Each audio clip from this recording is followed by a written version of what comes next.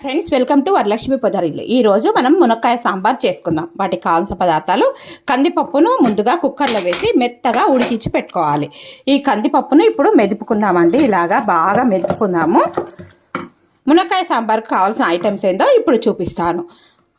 ఉల్లిపాయలు, టమాటాలు, అలాగే మునక్కాయలు, కరివేపాకు, కొత్తిమీర ఇవన్నీ కావాలి. చింతపండు రసం. ఓకేనా? ముందుగా స్టవ్ మీద ఒక గిన్నె పెట్టుకుని అందులో ఆయిల్ వేసి వేడి చేసుకున్న తర్వాత తాలింపు గింజలు, ఎండుమిర్చి వేసుకోవాలి. అవి కొద్దిగా చిటపటమన్న తర్వాత సన్నగా తరిగి పెట్టుకున్న ఉల్లిపాయలు, అలాగే ఈ మునక్కాయలు, కరివేపాకు ఇవన్నీ వేసి కొద్దిగా వేయించుకోవాలి మూత పెట్టి.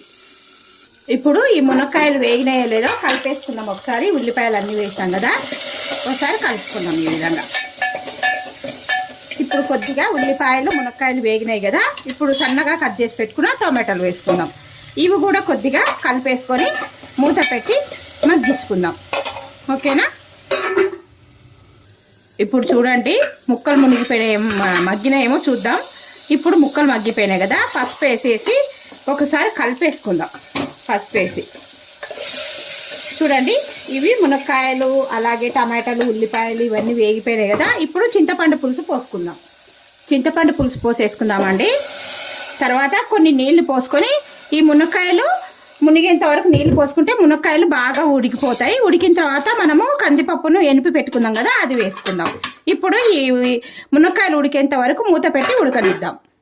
ఇప్పుడు మునక్కాయ ముక్కలు ఉడికినాయేమో చూద్దామా అండి. ఇట్లా ఉడికించుకుంటే ముందు మునక్కాయలు బాగా ఉడుకుతాయి.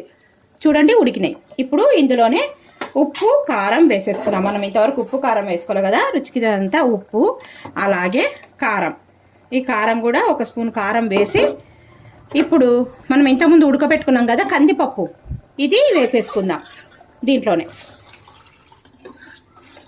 చూడండి, సాంబార్ రెడీ అయినట్టే. మనకి ఇంకా కొత్తిమీర వేసి ఒక్కసారి మరిగిస్తే మరగనిద్దాం.